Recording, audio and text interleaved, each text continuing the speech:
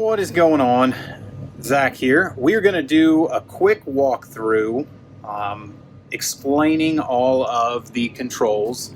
This is the control panel above the entry door. There's another control panel in the full bathroom, and there is also a light control panel right on the side of the passenger seat when you come in the door. I'm going to kind of explain everything to you guys so you know what's what, and hopefully that, coupled with the full walkthrough that we do, will give you a great understanding of the coach. So let's get started. All right, here we have the control panel right inside the door. It is behind this cabinet right here. Just lift it up and it stays up. First thing we're going to look at is the satellite system. This first one here.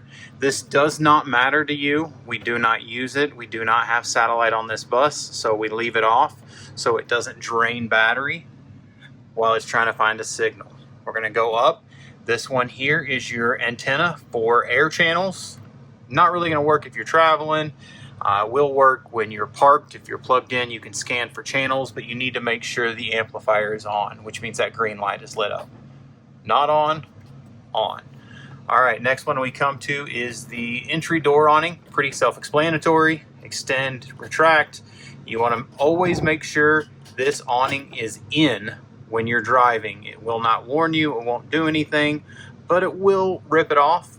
Keeps the entryway dry. Wind will tear it up. Probably about $2,000 to replace. So make sure the awning's in if you're using it. Next one is right up here. This white controller right here.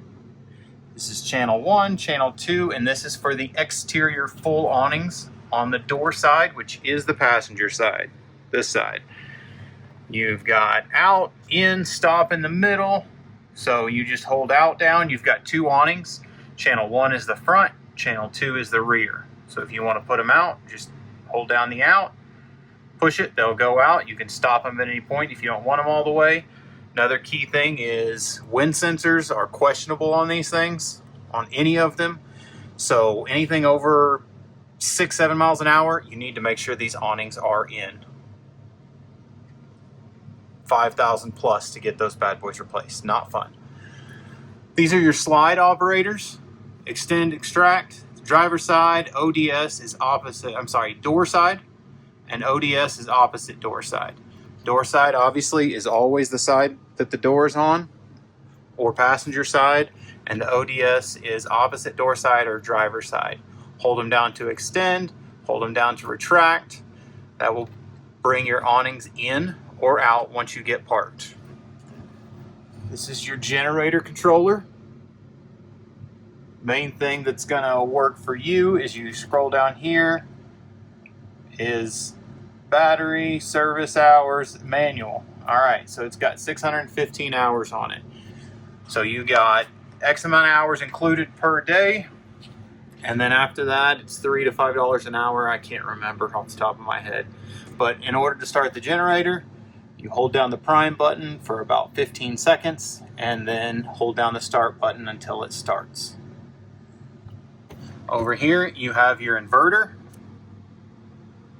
Okay, the inverter takes the battery power.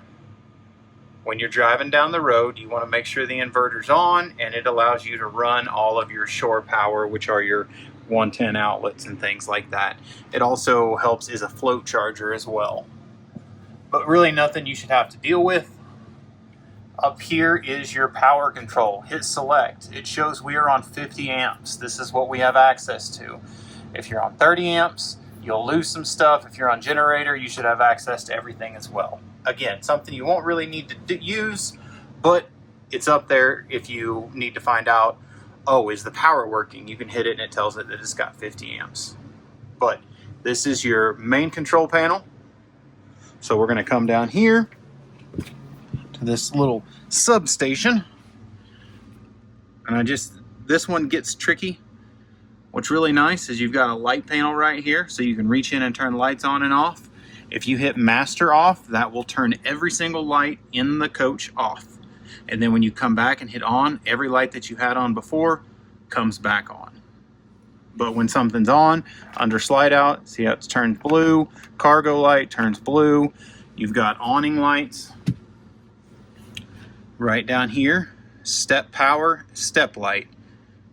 Right now the step power boat down is off, up is on. Step light is that little boy right there. Step power is for the automatic steps you see right there. When you turn step power off, the steps will stay out. So when you're parked, the steps don't go in and out and wear out the motor. Although the caveat to that is even with step power off, if you start the engine and put it in gear, it will pull the steps in. So when you're traveling, you want step power on. When you're stationary, you want step power off. Main power. If someone accidentally hits this bad boy, it's a toggle switch. Red means we're good. If somebody accidentally hits that, what it's going to do is going to shut all your power off to the coach. You'll have no lights, no power, no TV, no nothing. So if everything goes out, maybe somebody was playing, somebody bumped it, always check this first. While we're talking about controls, let's go ahead. Driver's seat is here.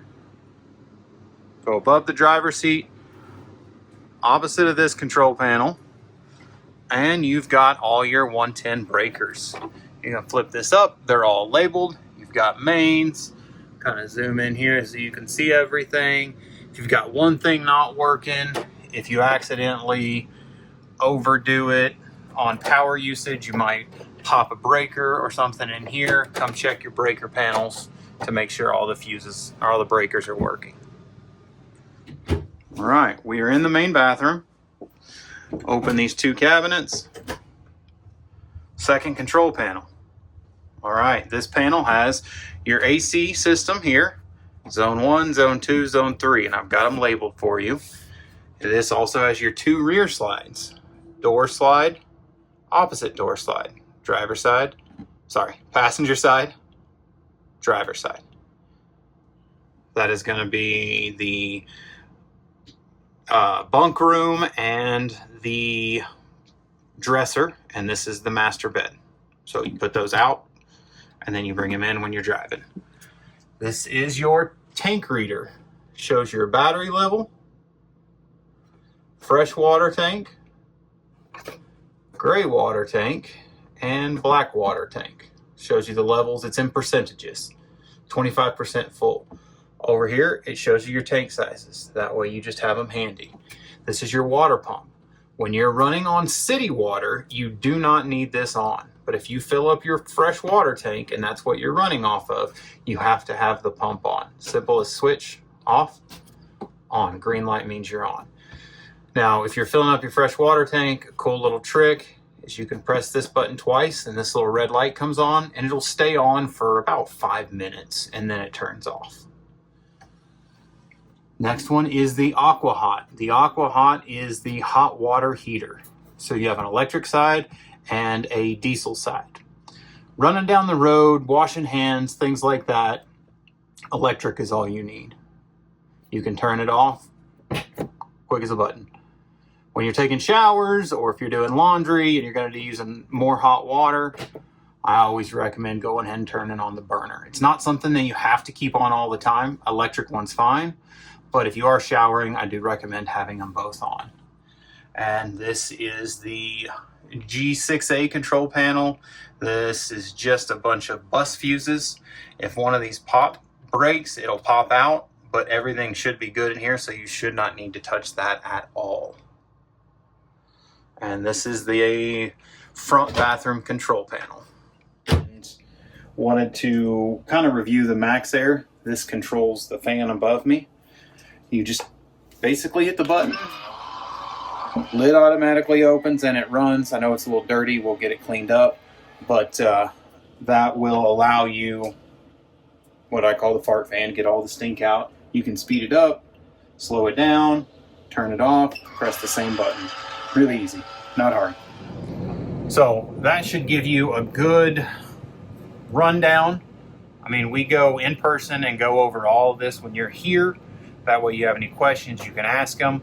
but kind of a filler reference guide if you forget when you're on the road and you're like, oh, where's the breaker panel? Or, oh, what do you say about that? Just kind of give you a quick rundown on what all those buttons do. And of course, anytime during your trip, don't hesitate to reach out if you have any questions. It always helps if you can send videos or pictures with when you're asking a question. That kind of allows me to, I can't even think of the word right now, acclimate myself with what you're asking. But hope you're having a great trip.